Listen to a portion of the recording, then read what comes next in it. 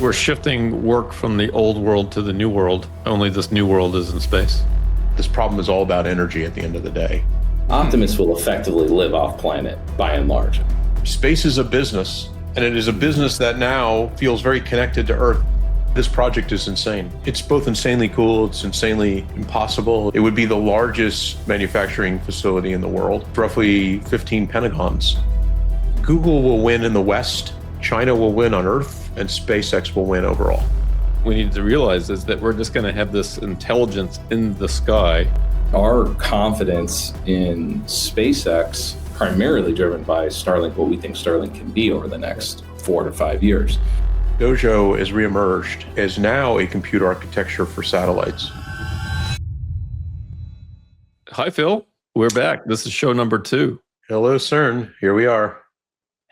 We actually have, gotten a little bit more organized, although it's going to take us a little while, I think, to get fully organized. Yeah, but we even have an image of the two of us. I know. I think that looks better than us. Well, absolutely. Certainly a lot younger. I know. I look like, I look like the 14-year-old self that I once was. What's on your mind this week? Is anything been happening with Tesla or SpaceX that we should talk about? Nothing happened. In fact, Saturday night was uneventful. Cern, about last week, I feel like it's a century ago. Last week, people were asking, what does it mean? What does it mean that in 7 days, Terrafab is going to be kicked off? And I'm like, I don't know. I don't think there's any specific event.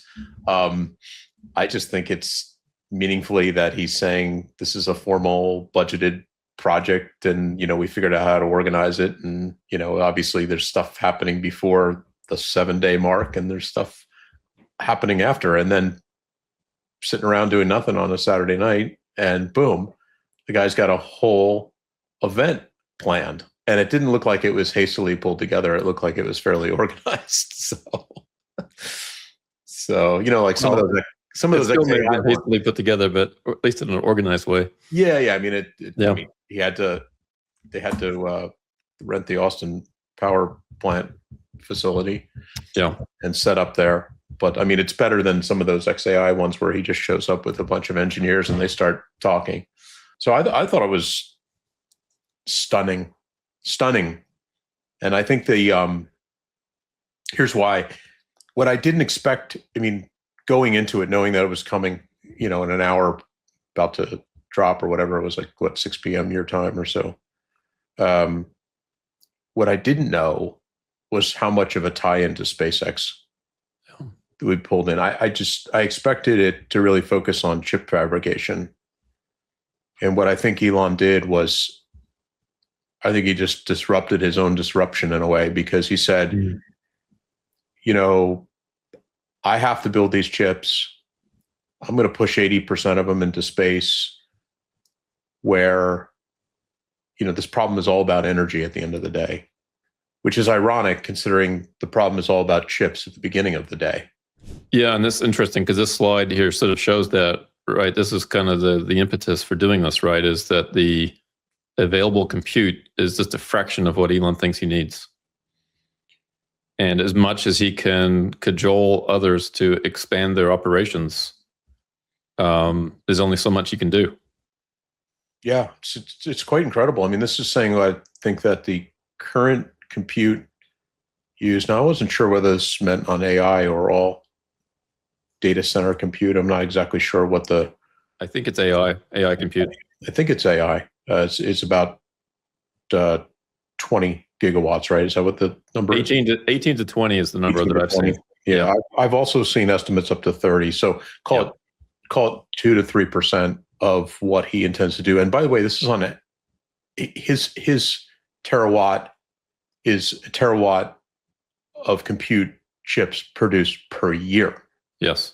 It's not sort of over some long galactic time. It's sort of the yearly run of it. And then, how does he chop this up? Maybe we should actually go back to some basics here.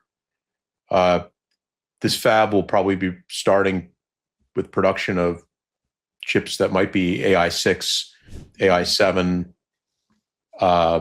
certainly not or probably not AI5. By that time, that will be a chip that's, I mean, we don't know when this fab will come online.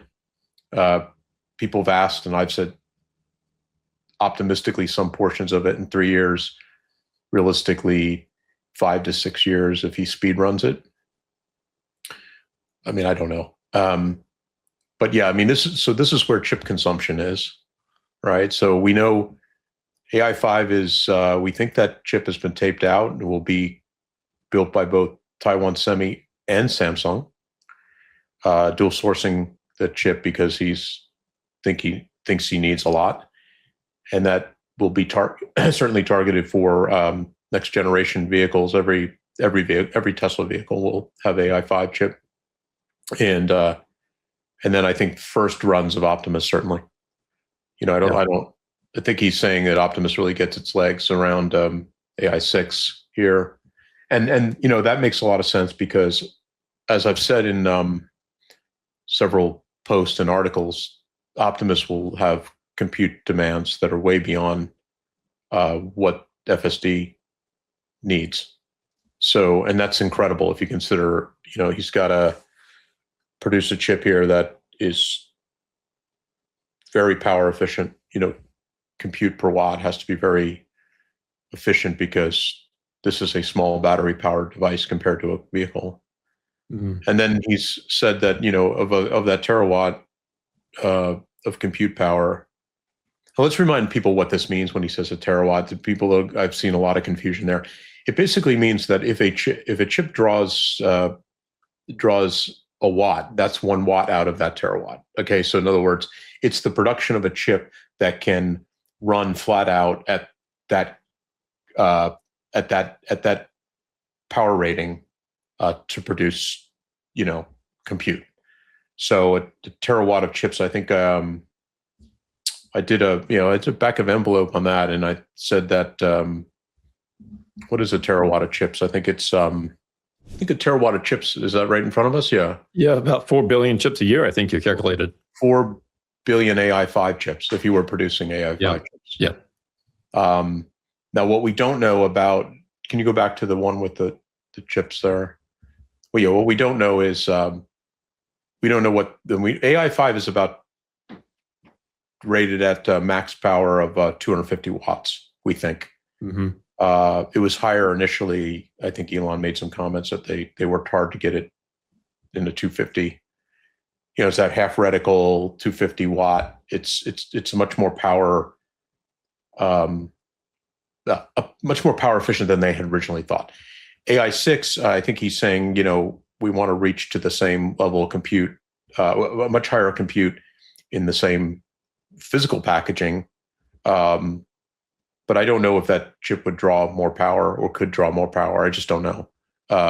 To say something is like 250 watts has nothing to do with its actual runtime. It, as it computes, it demands the power comes on, and so it doesn't mean it's running it like AI5 doesn't mean it's running at 250 watts continuously. And then, of course, he talks about 80% of these chips will eventually go to space, and then he calls out the D3. And this is a bit of D3 is really interesting because what he's saying is, from a history perspective here, what in chip land or chip design land, Tesla really went in two directions. They built the AI3 or hardware 3, hardware 4 compute. These were always meant to be edge-based inference devices for in the beginning the vehicles, and then they had this whole project called Dojo, and Dojo was both a design for a chip but also a computer architecture around that chip. And I think this is super important because I think Dojo lives on, but it has a new purpose. Its original purpose was to be a highly power efficient training chip or training compute architecture really competing effectively with NVIDIA directly. Now, it may have only been used for Tesla purposes, but it would, what Elon was seeing with that, super interesting where we are today. I'll be honest with you. I'm finding this incredible because in a sense, he was seeing around corners a long time ago with Dojo. And what he was seeing around the corner there was power, power, power. He was trying to optimize the amount of compute per watt in that project. If you go back to early days, which is something that NVIDIA has been focused on now as well. So perhaps Elon decided he didn't need to be so worried about that.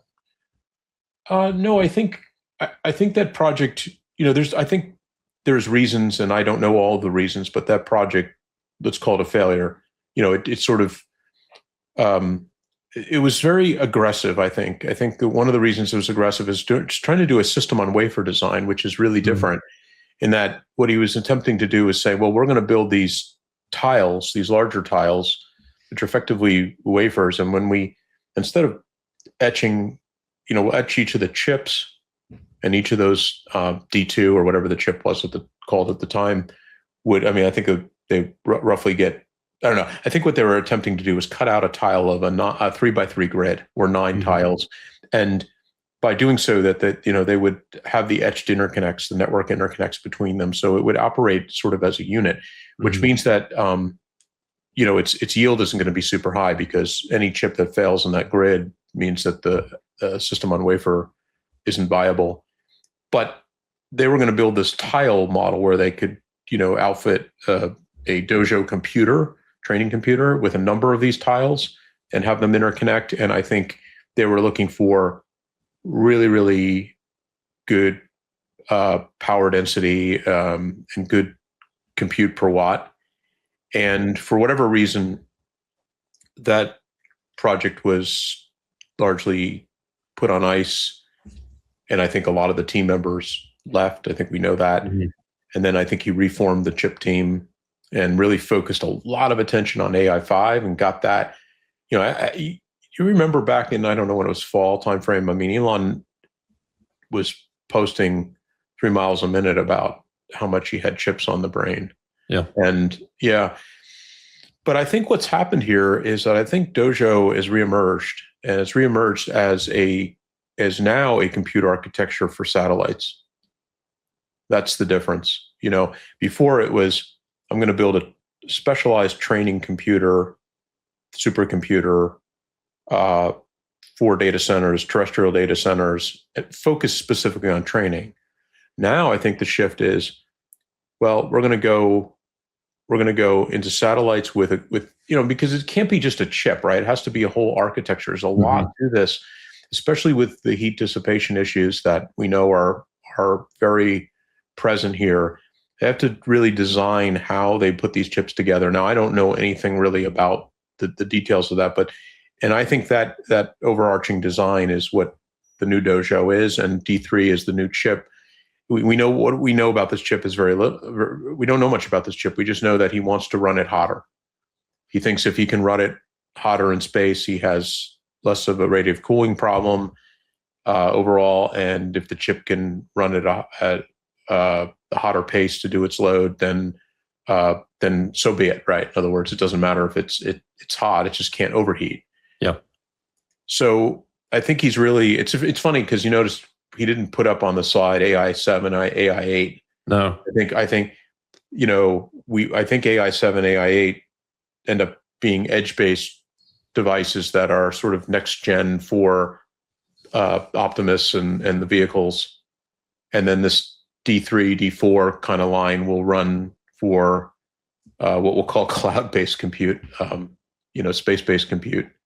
Yeah, radiation hardened chip that runs hotter. That's Yeah. It's gonna be interesting to see how that develops. So you did some interesting work here then in terms of trying to size up how big this terafab needs to be. And Elon agreed with you that 100 million square feet is about the right order of magnitude. Yeah, that was really fun because I, back of the envelope, did some work on that to try to figure out how big does this facility need to be. And there's a part in there where it talks about, and I forget some of the details, but this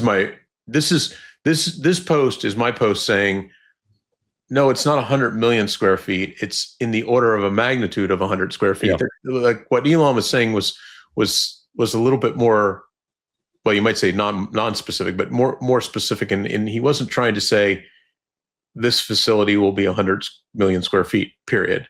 Yes. He was saying is it won't be in the tens and it won't be in the billions. It'll be somewhere in the middle. And what I think is really interesting about that is exactly how the man thinks. He's told us that he thinks. He was asked one day, how do I think about sizing problems when I don't know? And he said, I just think in orders of magnitude. Yeah. And he responded to that post again, and he said this is the right way to think about it. So he confirmed that. Yeah. Yeah. So, but everybody ran with that 100 million, and which was really cool. And people would say, well, that's 15 Pentagons. I love this, by the way. Nick did a great job. Yeah. I think, Elon reposted this. It was really, I was a little jealous. I was like, I could have done that. Could have thrown that in my original post. All I got was a comment. Geez. But that's beautiful, because the little picture on the left is the 10 million or 11 million square foot gigafactory in Texas. That little image down there in the corner. I wonder if there's an opportunity to be more vertical with this rather than have so much floor space. Do you any thoughts on that? I didn't research that. I don't know. I mean, it makes sense that chip fabs could be more vertical, but I think more vertical buildings are just more expensive anyway. So, I think there's something nice about making a one-story building. I'm not a building guy, but I have a feeling that cheap buildings are these kind of buildings versus multi-story buildings. But that said, I mean, we know some things are for people listening here. What is 100 million square feet? It's roughly 3 Central Parks worth of office. I mean, manufacturing space. Yeah. It's roughly 15 Pentagons. It would be the largest manufacturing facility in the world, and I believe it will be. Actually, kind of believe, regardless of whether it's goes tall or goes wide, so to speak, single story or what have you. And I don't know if it'll be a single building, but I think the complex will be in a single site. And I think it will be down the street from somewhere down the street from the Gigafactory in Texas. I think this is going into Texas. Makes sense. There's certainly plenty of land in Texas to use. It's interesting, this with the shape of this building, it's about as wide as the current Gigafactory is long. And it looks like it's about 3 miles long and about a mile wide almost. Yeah. Colossal structure. Massive building. And it's cool. I mean, what's so cool about this is if you look at, the math I was trying to size this against was that the way I got it into that so-called million square feet range was it's hard to know whether this research is great research. I checked it in a few AIs, but Taiwan Semi would produce the equivalent space to do its work to make these chips if it was asked to do this job and it was willing to sign up for it, would be about 300 million to 500 million square feet. So what I gave is I gave a little bit of compression factor to Elon based on some innovative approaches that would come about in the process of building this out. I mean, where we are today is in the event on Saturday night, he announced that they would build a what did he call it? The Terafab Research Center. Yeah, it's the Advanced Technology Fab, I think it's called. Yeah, is that it? Okay. Here it is. Here, yeah. There we go. That's the right title. I was wrong. But so this building is actually, they've actually started clearing ground for this, and I think Joe estimated is about a 2 million square foot building. So this is where he's going to try out stuff, because they probably don't know their entire approach. I think Elon has in his brain, and he hasn't, emitted to public, but I'm sure he has some ideas of his version of he's got to get. We were talking about this last time. This is an incredible project because he can't do this in 15 years. He's got to do this. He's got to do this in 5 years. Actually, he has to do it in 5 years, 5, 6, for another reason, which is we already ran the math several times on how he would get pinched on just Optimus alone. I mean, forget Cybercab, forget Tesla vehicles. That's noise in the equation. Consider just his desired production numbers for Optimus, and for sake of argument, consider that there's 2 chips per Optimus. I don't know if that will be the case, but I have a feeling, because today the Tesla vehicles are two chips for failover reason, redundancy, and I think Optimus is just as important. So we'd probably have that architecture as well. A lot of power considerations there, but so what that means is if for one Optimus, the chip count is 2. And if you just consider it 1, then somewhere around 2030, he's pinched. Yeah. He doesn't have chips. And he can't, there's no magic act there. He can't go call up NVIDIA and say, give me a bunch of chips for my Optimus. It's just non-compatible. So he's going to build this entire, architecture, the whole entire vision architecture, the whole AI architecture in both the vehicles and Optimus is very tightly coupled to these chips. How doable is it then? This seems like such a massive undertaking, not only in the financial cost in terms of how they're going to fund this massive plant, but all the development. And Elon talked about pushing the boundaries of physics. And you're saying he's got to push the boundaries of physics, figure all this out, pay for it, build it, and have it ready in 5 years. Kind of what I'm saying. That seems like a heavy lift. Yeah, it's that's why this project is insane. Like, it's both insanely cool, it's insanely impossible, it's insanely Elon. It's insanely Elon. It's one thing, and I don't want to take away from Jensen. The last week, one of the things that happened last week was the pretty awesome, by the way, the whole GTC, NVIDIA GTC downtown for me, because I'm in San Jose. And, Jensen laid out an amazing future for his company. And Saturday night, Elon gets on stage and he just lays down something completely big. Like it just, to me, I just went, that whole Jensen thing was just about next generation chips for all I'm concerned, and that's not to take away from what happened at NVIDIA, but my God. And by the way, neither was, this event was not timed to steal their thunder. I don't think there's none of those things are true. It's just that when Elon went on that stage and he laid out a future, what I was so shocked was that, or not shocked, it's just like stunned, I guess is the right word. What he really said to me was, we need an amazing amount of AI compute, intelligence compute for our purposes on Earth. And we can't get there on Earth because we are energy crunched. We will not, even if we could produce the chips,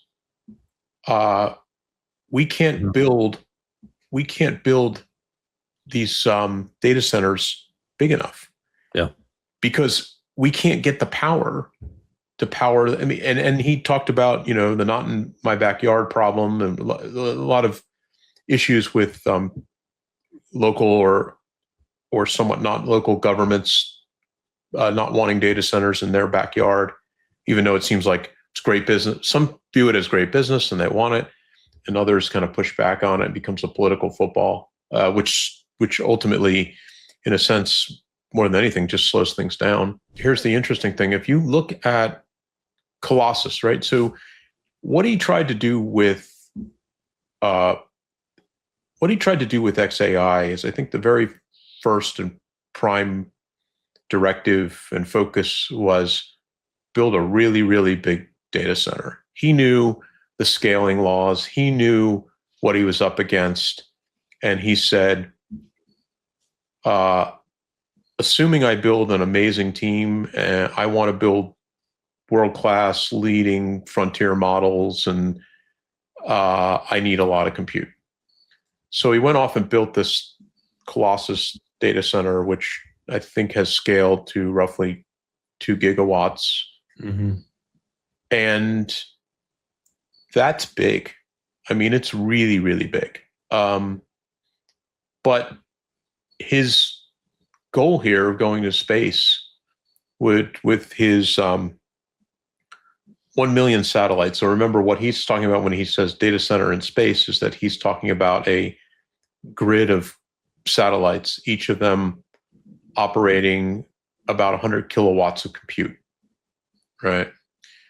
And that million, so at 100 kilowatts, a million, he gets to, let's see, he says, I said scale to 1 million satellites, you get 100 gigawatts of total compute power.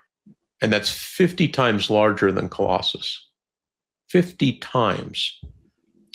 Colossus hardly seems like the right word anymore. Yeah. So there's another post I just put up this morning, and Elon liked it within, I swear, 20 seconds. And he put this, basically what he said is this. He said, back on March 19th, I missed this, by the way. And it was in Sean McGuire's excellent article. I recommend, you brought it to my attention to read it, and I read it, and it's excellent, by the way. And it's pinned on his profile, X profile. And it really talks about sort of the Elon method and why he believes XAI will win. And one of the things that he called out was this March 19th, which is just a few days ago. Elon put this post, and Elon said, Google will win in the West. He's talking about AI in a sense. Google will win in the West. China will win on Earth, and SpaceX will win overall. And yeah, I thought that was incredibly profound, because what it did was it outlined very clearly what the limiting factor is, and that is energy. Now, that is to assume that he can make these chips, but let's say he does pull off terafab and he is able to make a terawatt worth of compute, and they are able to build the satellites to do it, and then they can put, this massive compute cluster, if you will. It's not really a cluster, it's just inference, really. It's all inference compute, right? It's all user task type of stuff. Then he will have literally won the game based on the scaling laws alone. So this post is saying, I fundamentally believe in the scaling law here. I fundamentally believe that's the crux of the argument, and that Google's got a great head start. They took this seriously. They recognized it as well. They built massive data centers, and they have massive compute with their TPUs today. They've done, basically he's saying they've done a great job. And then he's saying China, and I made a funny joke here about moving heaven and earth, because China is basically, unbridled in at a state-sponsored level of building massive power. They're taking a power approach. I mean, actually, it's funny because China is somewhat pinched on the chip side themselves, really. Mm-hmm. But they recognize that the longer-term problem, maybe, if that's a good way of thinking about it, or a way of thinking about it, is again, energy, right? And Musk is saying, yeah, that's great. You trying to knock yourself out, but we know we can't do it terrestrially. And I've got space locked up. I thought this was a nice image from the EV Wire that summarizes it. So Google wins the West, right? A small portion of Earth. China takes Earth, and SpaceX envelops that in space. No, I mean it's classic Elon. he look, before any of us, he realized how important space was. He may have not. Some people may take issue and say, well, he didn't think about space-based data centers until last week, or whatever. I disagree. I think he's been thinking about. Starlink was an amazing front run here, right? It was a way to both infuse massive revenue into SpaceX and make it incredibly viable as a company. I mean, I think it's about 90% of its inflow of capital comes from Starlink, and Starlink is growing like mad, like literally like mad. I think it's like subscribers are like 1 million a month or something. Is that right? Something like that. It's quite large. We can ask our special guest when he arrives. Yeah. Exactly. I will keep that for later. Yeah. But Starlink, incredible business, right? Incredible business, and I love that because I'm a networking guy from my earliest days. But what's so cool about Starlink is it just gave them a blueprint for how to do the next step here, which is okay. Now we're gonna, we've got 10,000 Starlink satellites that they clearly are going to grow that. They're going to grow it dimensionally, not just by the number of satellites, but they'll bring on the V3 satellite, which is a massive increase in bandwidth. And then that becomes we think of it today as kind of this Earth kind of grid of satellites that creates internet terrestrial, and it will.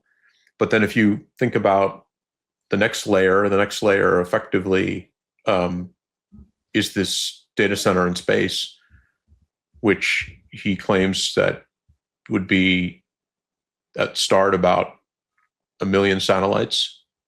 And I think he's got, there's plenty of room out there to do that. That's not really a big deal. It may sound like a big deal, but a lot of people have done some good work on it, especially our next guest. But what's incredible about that is you can't build that without Starlink. Yeah.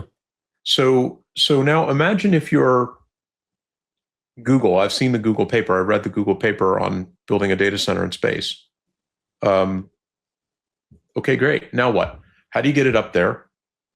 Well, you got to go through SpaceX. And it's not that Elon won't provide them the launch capability, but they'll have to get in line.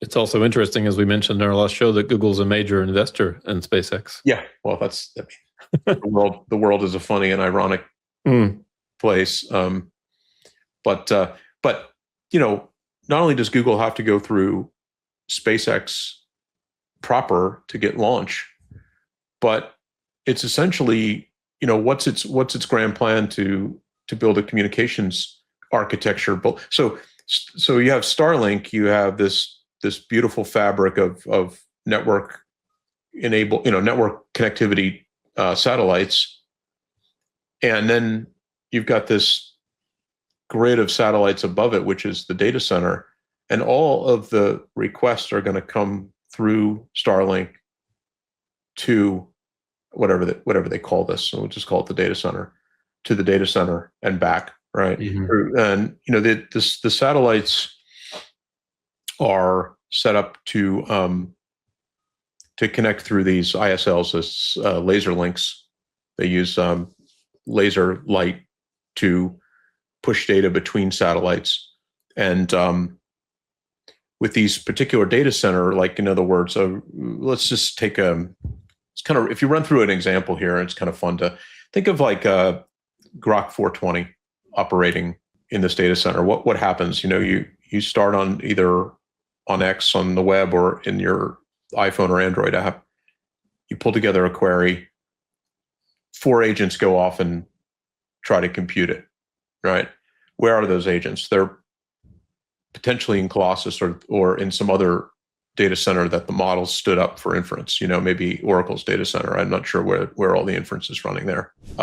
This is sort of the math on this. So now what's going to happen here is this query is going to be dispatched to a Starlink satellite from a ground station, and then it's going to be relayed with some logic layer, some incredibly interesting logic layer, to a compute satellite, because they're going to want compute affinity.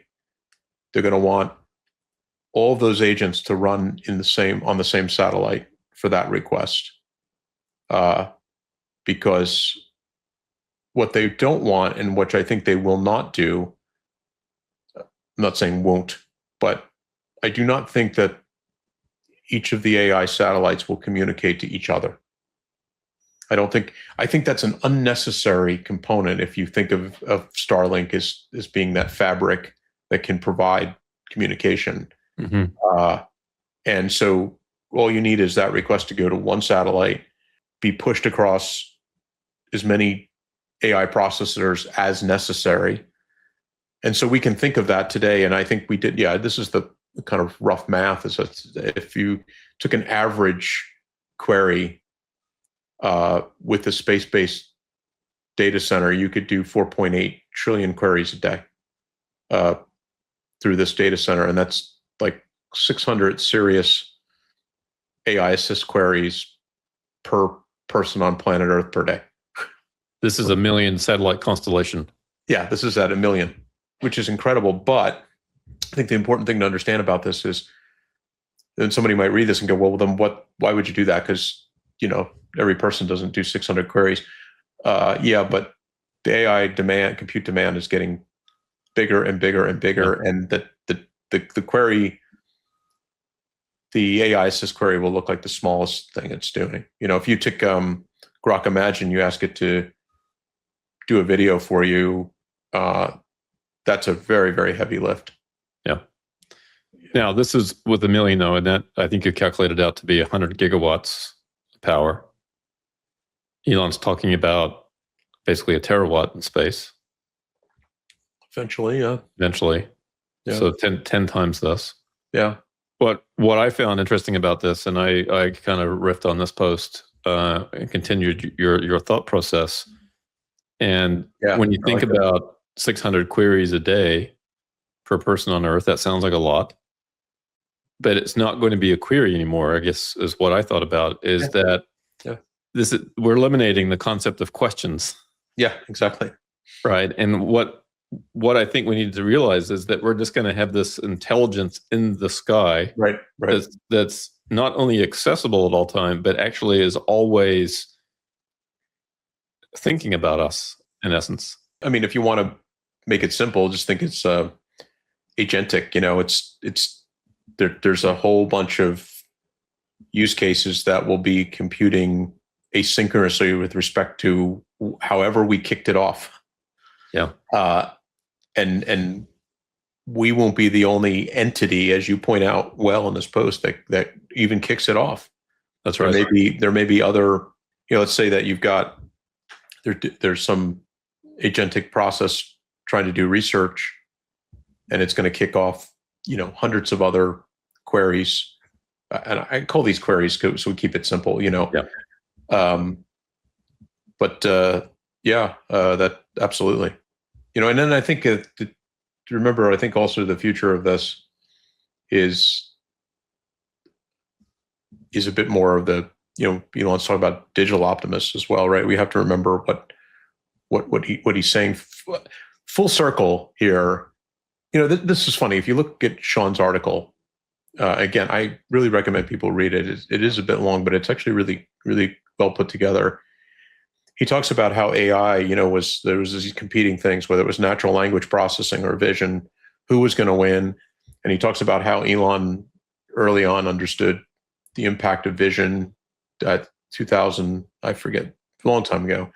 And this kind of gave him the idea that he should do self-driving vehicles, vision-based, and then all of a sudden the whole natural language processing got a new life in the form of the LM, and really took off, and now vision's starting to, I won't say get a restart, but it's like, as I've said a billion times that we don't get to AGI without vision, because I believe that we need things like Optimus, which is the point of my second article, The Magic of Optimus P2, is all about, like, we got to go have this thing explore the world beyond human. And so one of the realities of this is that we think of future devices. We have these things like iPhones, cool, right? And what's the cool thing about iPhone is it's got an iOS that runs, that it's got an operating system that runs that basically hosts applications, and that's great. But the future of this is probably that this device is very network connected. Like today, we think of it as highly network connected, but then move that to the next level where this device is cooperatively computing with satellites that are part of this compute cluster. And the requests that you're asking the device to do are all generative. There's effectively no OS. I mean, the OS, if there is such a thing, takes probably voice requests from the user mostly and translates that into pixels, and without applications being there. And if Apple doesn't get on board, it doesn't really matter. Probably Elon and companies will. Well, if we're talking about space, there's one guy I think that we need to plug into this conversation. Aaron Burnett, thank you for joining us. Thanks for having me, guys. We have a little image here. We included you in our group. Thanks to you. I think you created this for us. I think thanks to Grok Imagine. I asked it to just make it for me. Yep. We thought that was pretty cool. And for those who don't know, Aaron is the founder, CEO of Mach 33. And Aaron is probably the most knowledgeable person that I know about SpaceX. And perhaps, Aaron, if you want to just give us a little bit of a rundown about your experience and what you're focused on. Yeah, so appreciate that, the kind words there. So at Mach 33, we've been investing for over 5 years into space companies and looking at what's going on. And it became pretty clear to us early on that SpaceX, for better or for worse, was effectively space. And if you invest in space, you need to have a really strong thesis on what SpaceX is, what they're doing, who they're competing away, all of that. Yeah. And so as we started diving deeper into that, we realized that the research that we were doing behind the scenes that was just internal was actually quite helpful for even people putting significantly larger checks into SpaceX. And so we decided to kind of share that and publish that with people. And it just took off. I think, I don't think we don't have maybe the traditional background for people that should be doing research or what have you. We're the traditional, Ivy League or whatever, the thing that you would think that people would expect. So we just put our stuff out there and let it kind of take hold. And I think it's been doing quite well, and we're very happy with that. But primarily it's, fixated and focused on SpaceX and really understanding that my goal is to make sure there's people that are holding and buying SpaceX are deeply convicted for the long term, because there's going to be plenty of scare tactics thrown around and fear mongering thrown around and plenty of explosions and what have you. I prefer people to really have deeply held conviction like we do. And, just realize that patience is an important thing here. If investors think that a Tesla crash is a bad news event, well, a rocket ship crashing or exploding is even worse. Yeah, the goal is to explode in many cases. That's right. They're always trying to explode it, but it's part of the likely set of outcomes in many cases. That's right. Well, I was going to say what's really interesting. Hi, Aaron, Phil. What's super interesting about this is that I think we go back many years when I was a kid, space shuttle was the shit, right? It was like, that was the coolest thing that could ever happen. And how many times have we heard there's a business in space. There's a business in space. There's money to be made in space, and most of it felt like research projects. And you would hear continuously, well, NASA's doing this, thing on, weightless manufacturing of such and such, of yogurt in space or something, right? And everybody was like, I can't grab at this. I don't know, where's the business? And then SpaceX comes along, and at first, Elon talks about, I'm going to Mars, and people are like, okay, that's just crazy talk, knock yourself out. Glad you have the money to do it. And And then all of a sudden, through iteration and reality, props up something like Starlink. Boom. It's kind of like a shot across the bow. There is a business to be had in space. And I find that interesting. I mean, like for all these years, we've been staring at this thinking, that's up there and there's nothing to it. Yeah, I would say SpaceX, I mean, there was a 90s boom of people wanting to put satellite telecoms, and it kind of fizzled out. Yeah. And maybe it was mainly because there just wasn't enough resolve to do what needed to be done and put the scale up there. Elon came in and obviously with Falcon 9 kind of realized that the reusable rocketry was the way, which sounded nuts to most people at the time. Yeah, apparently. And it made the numbers work for Starlink, and Starlink is 80% rough. It's a rough average of the total number of launches that happen for Falcon 9 today, and you're able to kind of own your own demand, and like Elon tends to do. I think SpaceX is maybe the best example of Elon's vertical integration. I know Tesla has some good examples, but SpaceX is very vertically integrated. Yeah. And it has a ton of benefits financially. And quite frankly, our confidence in SpaceX is only primarily driven by Starlink, what we think Starlink can be over the next 4 to 5 years. Because it's to me, it seems obvious. The modeling we've done and we've shared seems to point in one direction. And I think an IPO brings capital in to invest in the Starship, satellite manufacturing infrastructure, launch infrastructure. These are not necessarily cheap things. They're not necessarily independently super expensive, but at the scale he wants to achieve, right. They're quite expensive. Mm-hmm. And I think it pulls forward the Starlink success.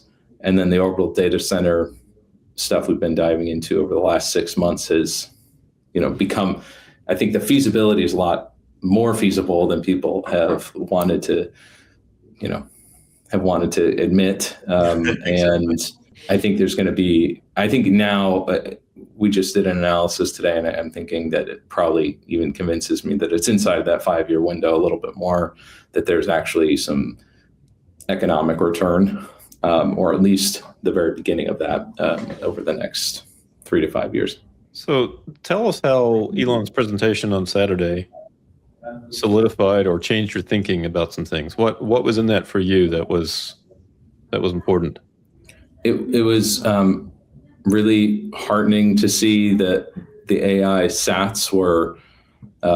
We had some fun with some AI imagery in our blogs and stuff, but principle wise, we're right in line with pretty much what we expected. Mm-hmm. So we were really happy to see that. Weren't all that surprised. I was a little surprised at just how long the solar panels were that they're planning to do. I mean, that is big, but that the thermodynamic architectures that we've been diving into really have pointed in that direction for a long time. Were you actually more surprised? Because what shocked me about, this event obviously came out of the blue. We didn't really know it was coming. At least I didn't. And it was about Terrafab, right? And realistically, I'd say 60-70% of the story was about space. Was that as shocking to you as anything? I mean, I was shocked mainly because it wasn't billed that way. The Terrafab, I wasn't expecting it to be about space that much. I was very happy to see that it was, because we've been, if you've been watching our research, we've been posting a lot about orbital data centers. It's probably we do it every week, and that's what we talk about. Yeah, almost every week, because we're trying to understand it, and there's a lot of physics constraints in these new architectures that help to point you in the right direction. So I think it makes sense. I was really happy to see it, but I wasn't necessarily saying, "Oh yeah, it's going to come any day now." The other thing on the chip side, Elon's been saying it for months that the chips component is going to ultimately be heavily weighted towards space use. So I figured there was some space talk coming. I just didn't realize they were going to announce what their AI, their AI sat minis were going to look like and all of that. It was incredible because I think, he shows up on stage, and it was like, we have Tesla, we have SpaceX, and it just felt like we are operating as one company here. And the first part, I don't even want to call it the first part, but because maybe the software is the first part, but then the first part is in this vertically integrated stack is we need to make a F ton of chips, like a lot of chips here. And it was interesting that he then so quickly connected it to the space opportunity. And now, I mean, as I walked away from that, I realized, well, this is the greatest advertisement for an upcoming thing called an IPO that I've ever seen. But having said that, I think it was honest in a different way, meaning it really connected these companies in a way that I think people now can fully appreciate. Yeah, the Optimus, I think, I'm trying to figure out if I can phrase this in an interesting way, but Optimus will effectively live off planet by and large. We're going to have a ton of uses, but the real unlock for humanity and the expansion of humanity is Optimus on all these planets and doing crazy stuff for us. Optimus and its variants. I'm sure there'll be some other automation robots that are doing some cool stuff. But that is where that enables something that wasn't even on the table for us before. We can already do our dishes by ourselves and mow our lawn by ourselves technically. Like we could not go set up huge chunks of manufacturing on the moon and Mars, especially not to this scale, really by ourselves, and explore other planets and all that crazy stuff. So I think ultimately Optimus lives among the stars and is, the furthest kind of touch points of humanity long term. So it was always pretty clear that was it, and SpaceX kind of belong together, if you will. Yeah, and even on a much more pedestrian basis or an earthbound basis, we could see that Starlink would have great impact on Tesla products alone, right? Yeah. We could obviously see that, hey, all the cars will be on Starlink at some point, whether it's direct to cell model or Starlink proper. We could see Optimus is a network connected device, right? We have to be honest with ourselves. That's how that thing is going to function. The fleet will function as a connected ecosystem. But I think it's just really fascinating that now we're at this place where we can see viability to a next level space business that is the data center side of this. And Cern and I were talking earlier, and I've given it some attention myself, but not as many others have, is how incredibly necessary Starlink is to the space-based component, because there is no real comm layer back to Earth without that component. Yeah, absolutely. We've done some initial modeling actually on what the compute, it kind of like, if you follow it in like a chart, the Starlink launches kind of go up and then they kind of tail off into maintenance mode. Then they come back up again because all of the compute that was between those two bumps, all the compute needs to have the bandwidth to come back and move around and all of that. So it actually adds more requirements for Starlink. They're very symbiotic in that way.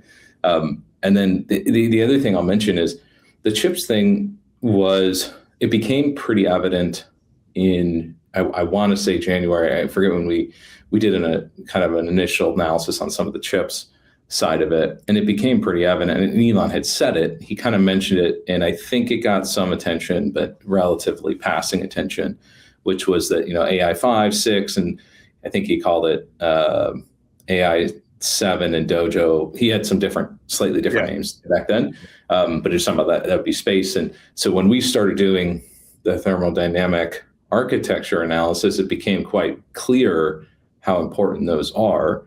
And if you need further signal, not just Elon and people that like Elon doing independent analysis, you see that Jensen, I think it was last week, was talking about their space chips that they're intending to do as well. And they're hiring orbital data center architecture people as well. So they're thinking in the same vein. It's not like new physics to get them to work or something. It's just architecting it in a way where you're worried more about power efficiency. You're worried more about running them a little hotter so you can have less mass in your radiators. It's just trade-off decisions that you would have not made on the ground that you would want to make in space. So I think that's kind of the low-hanging fruit. And then there's probably cooler new physics stuff, like he mentioned, where it becomes really powerful at scale. Yeah, what's interesting is we talked about how it's sort of a retrenching of the original Dojo project. And Dojo project was originally, focused for high efficiency and high level of compute for training in data centers, and then that project kind of got iced and reemerged in this focus on AI5, and then all of a sudden there was a Dojo 2, sort of. So we can, to me, what I think we're seeing here is we're seeing, and I think that's why he, from a nomenclature point of view, calls it D3, because I think what he's trying to say, or he will say more directly, is that Dojo has reemerged as the overall compute architecture will house these chips in space. Because I think that's that's a missing component. You're alluding to it, but that's a missing component in this conversation. Is, we can make chips, but we can't. What do they sit in, right? And they have to sit in some kind of compute architecture that is optimized for or constraint with the constraints of the space-based model. As we think ahead, Aaron, talk to us a little bit about the limits of this. How many data center satellites can we put up there? We're effectively going to be limited by, there's some nuance limits like launch capability. Like, I'm not in Florida right now, but I normally live on the Space Coast, and the rockets shake my house. So I think about how many rockets can go out of that area. Yeah. And there's like 100, 120 that are approved to go out of the Cape. There's going to be, I assume, maybe a larger number out of Starbase and some out of Vandenberg, and there's some other things. But if you want to get to one every hour, you're talking about a different level of approvals. Those things will come. There's other ways to get around it, launch platforms and stuff out in the ocean and things like that. The real limiting factor is probably going to be what you're looking at with FCC, and part of the reason why I think you saw this rush to all the orbital data center applications that SpaceX kind of kicked off between StarCloud came in later, and then also Blue Origin right afterwards. And so I think that's going to be one of these things. It's kind of like a nearer term limit, if you will, because in orbit, there's certain reasons you want to be in sun synchronous. That's a relatively, space is big and very large, but that's a relatively small sliver. You can move outside that sliver, but then you're giving up some power efficiencies and stuff because you need to have batteries and yada, yada, yada. But they'll get to those things. I think at some point it'll be like, when do we transition to the moon? That's really kind of the core question. There's some scale between there and then that makes sense to go to the moon. And then the reason you're going to the moon is because you've taken now, and I don't have the exact figure, but if you can get down to between $100 a kilogram and $10 a kilogram with Starship, that's probably a reasonable order of magnitude with the existing infrastructure and all that kind of stuff. Maybe a little bit less, but if you can then take it another order of magnitude lower if you were, or two, if you're launching from the moon. So it's kind of a new paradigm. That's, you really, if you're getting to that level, you have to underwrite the appreciation that we're effectively in a limitless demand for intelligence in this artificial format. There's a blog post, I guess, that you had written back in October on this concept of orbit saturation. And there's quite a large number of satellites that really could be put up before it's a problem, right? I think we're kind of on the conservative side here. I've seen numbers up to, double-digit millions. I've seen numbers, there are numbers that are substantially lower. I've seen numbers that are at 100,000. Those estimates are like things like we'll never clean up anything in orbit. I think they're ridiculous assumptions you have to make to get to those kind of, scary numbers where it's really low. But basically this comes down to, how serious are you about this? The best analogy would be, garbage patch in the ocean. It's not like it stopped international, trade when it existed. But once we started realizing it was there, we took it seriously, things became, there were solutions in place, and it really wasn't that hard. Just have to kind of like clean it up or choose to clean it up. And that's really what this comes down to. Same thing with orbit. I suspect, if you want a prediction, somewhere in the next 5 years, there will be kind of a not necessarily, it could be a bad actor, but some kind of actor that may just be negligent, that creates some kind of scary event. It's probably not like the worst case scenario, but it's enough where people have to take it seriously.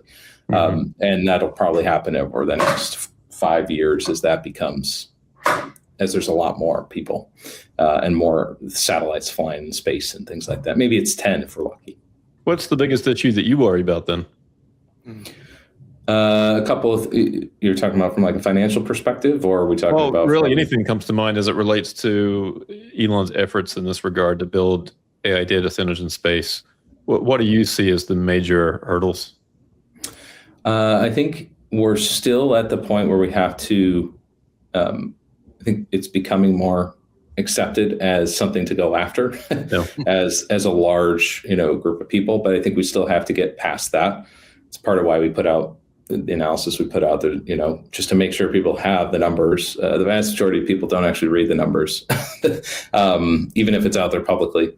And so I think getting that education level is the first step, just so that you don't have every time something goes wrong or there's a delay, you have this big question that overhangs. Now that we're a public company or presumed to be a public company here, you don't have this overhang of, oh, you're wasting all this time and money and effort. It needs to be understood that this is the right solution, the right thing to do. There's probably this really small tail risk where it's like somehow AI has a hard limit of like 100 gigawatts that we're ever going to need 100 gigawatts of compute. I don't see that happening, but I guess it's a non-zero chance that something like that happens. Some magical thing happens over the next 5 years, becomes clear, then you don't really need that, I guess.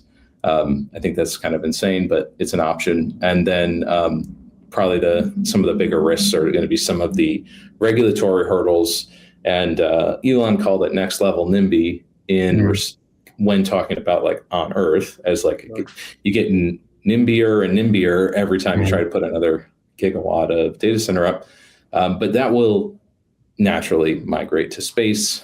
There's already certain people that have that inclination or trying to, get involved with the FCC approvals. I think those are the kind of the biggest hurdles.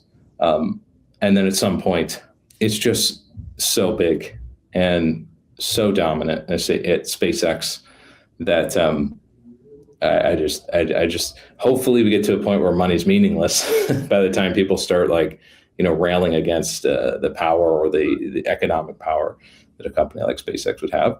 But that's where I think this ends up going, is like mainly things that we can do to hurt ourselves.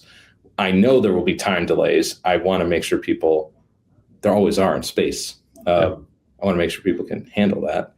Tesla investors are pretty good at being patient with FSD and things like that. But, making sure that translates into the space version of it all, I think is important, because this is a long-term, huge opportunity. I think, trillions and trillions and trillions, maybe even some people have thrown around a crazy number of 100 trillion. Feels crazy now, but maybe in a few years it won't feel crazy. But I think that's totally in play. Space, energy in space is the closest thing to limitless we have. And so if we have the energy, we have the value that we can create off of that energy, and it's limitless, I think we're just going to keep going after it. And it's just a demand question at that point. What's interesting is I think you kind of in this conversation alone has opened my eyes to the fact that how there'll be a different sensitivity on SpaceX as a public company and how the public will see it. And now all this, in other words, the amount of work you'll have to do, so to speak, to make people understand what it takes to put kilograms in space and all the issues that will be encountered. Because right now, people see Starship blow up and they're like, I don't know, how does that impact me, right? But if you own a piece of SpaceX or SpaceX is part of some other index, then all of a sudden, people see it a little differently. Oh yeah, and I think they're doing some intelligent things along the lines of like trying to, potentially, these are rumors, I don't have inside information, but trying to get S&P 500 inclusion, NASDAQ 100 inclusion, things like that. I think V3 Starship, which is the one that's launching here in roughly a month, I guess, or less, there's going to be some iterations that'll happen over the next 6 months on it. I'd love to see it go better, faster. But people will see that and maybe they'll, start to get a little nervous. These things are, I think human nature is to be short-term thinking. And I get it. Like you got to feed yourself day in and day out. So that's where for me, it's really important for people to have a deep conviction. Once you do the modeling, yes, there's ebbs and flows, but it kind of points in one direction, which is up. And if you can handle that, and a lot of coming from the private markets, there wasn't a lot of opportunity for people to, they weren't going to irrationally or quickly or reactionarily sell. So there's always going to be some sell pressure. There's going to be some short positions and all this kind of stuff that exists. Also the other thing that I want to make sure that people are well prepared for is the incentives align for what I call performative skeptics here to make a big deal out of every negative thing without any rationality, as we've seen with, the Tesla, one accident and all of a sudden, it'll be on steroids because I think SpaceX is even less understood. And there's a lot of reasons for people to get all nervous, and then they get invited on a talk show and they act like, this is doom and gloom. It's going to come. Just be prepared for it, I guess. Tesla investors probably already are. One beautiful thing is that the business has a business, meaning there is this thing called Starlink that is a massive cash generation machine, and it's growing like mad. So, if you get past the headline noise, the quarterly reporting will just continually to look awesome, right? Because all that other stuff we're talking about, if you look at data centers in space as some future business without trying to color it with numbers, there's no heavy expectation of what is the launch cadence for it. When is it going to happen? When does it need to happen? But as long as they continue to build out Starlink and the subscriber base increases the way it's increasing, then the financials will look amazing. And in fact, in a weird way, I wish Tesla had that. I wish that, in a sense, Tesla does and doesn't have that, right? In other words, the car business is sort of not growing like mad, but Starlink is growing like mad. And so there's that, right? And so, if you have a Starship blow up,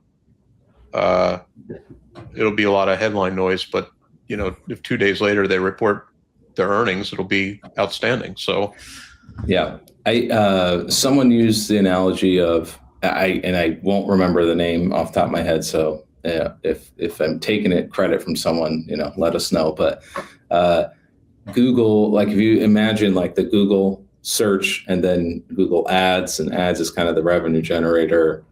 I think it does make sense. You got SpaceX's launch, their Google search. It's something everyone needs and something they have. And then they make a pretty great business on the side with Starlink, and a business on the side that I think can be hundreds of billions of dollars in revenue based on kind of the models. And I think the next level of this that gets interesting, and no one's really appreciating this. I think you have a lot of telco analysts that they say this really intelligent sounding thing, which is, if you have all this extra capacity going up, then costs can only go one way. The costs have to plummet. Yes, supply and demand, I get it. It's a beautiful thing. It's how markets work.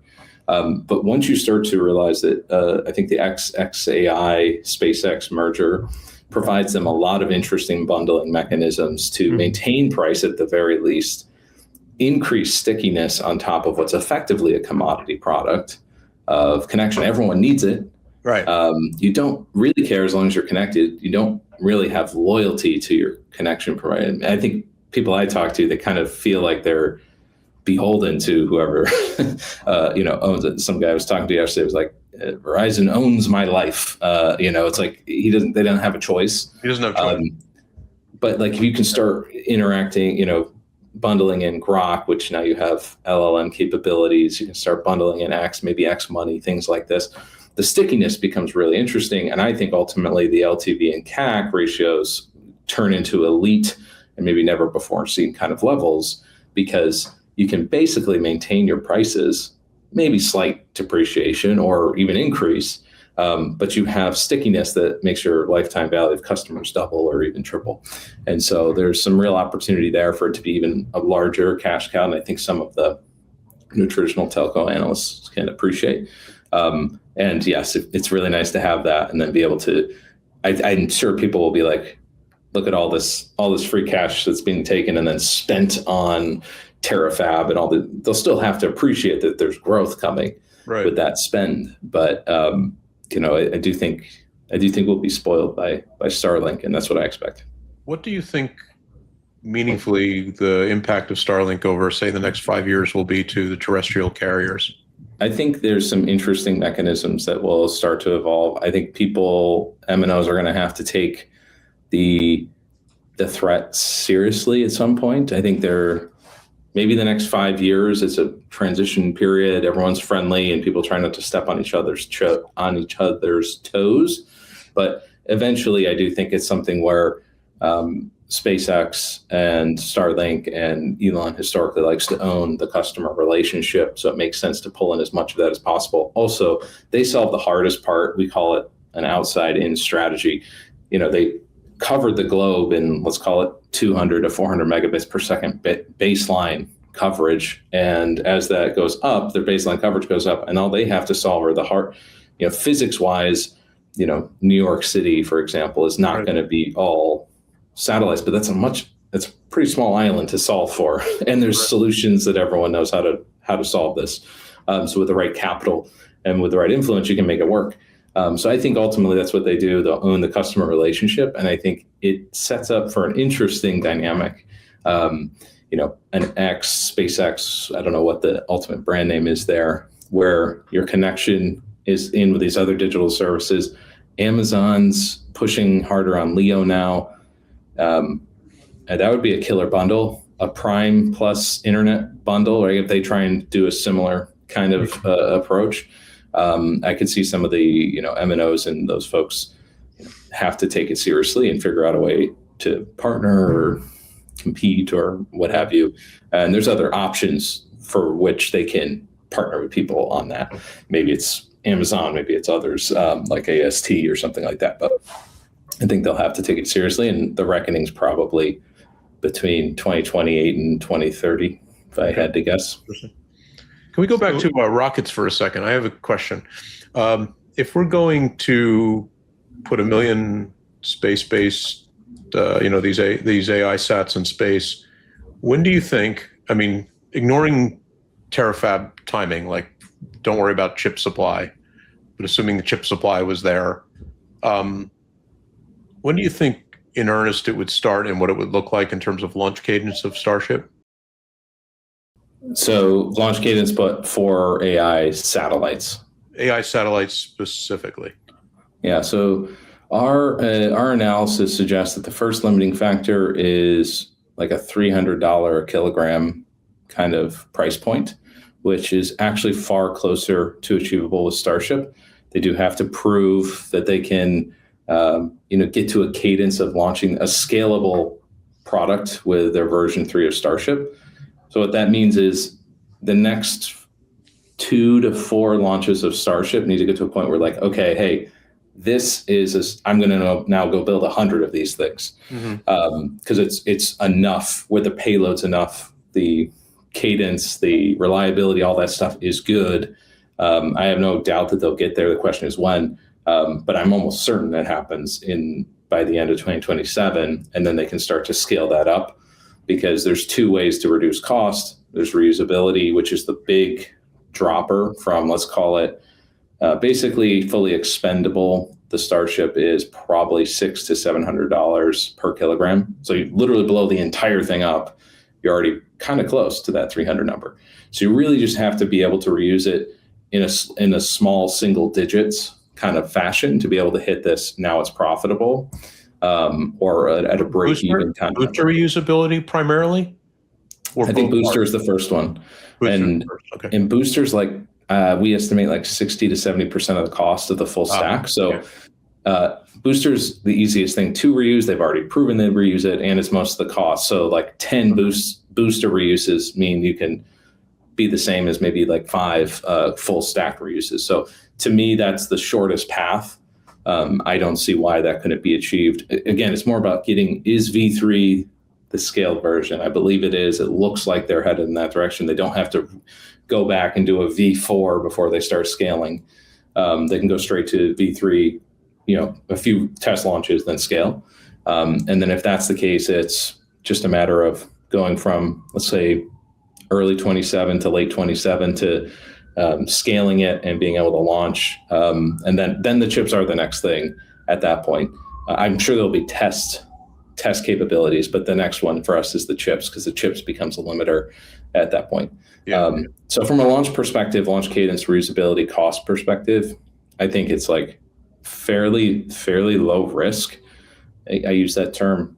Everyone's risk tolerance is a bit different, but from a technical perspective, it's fairly low risk. There's probably a 2028 timeframe that it's ready to go. It's proven enough of the reusability. Even if for some reason all the Starship stuff doesn't, work out for reusability the way we thought, they can just make a payload optimized expendable Starship, and the cost would work. I'm not saying they will, but they could. Right. And it would be cheap, relatively speaking. So it's actually much further along from like a payload kind of cost perspective than I think people are giving them credit for. So how many launches a day at scale? How many launches a day to get to 1 million? I think we're talking like 1 every hour, I think is what Elon was saying. Yep. These are pretty, they're big. Those are big numbers. Yeah. I think it's more about building up into it. So if you think about the payload, he said, roughly, I think it's like single digit megawatts, like 1 to 10 megawatts per launch. Per launch, yeah.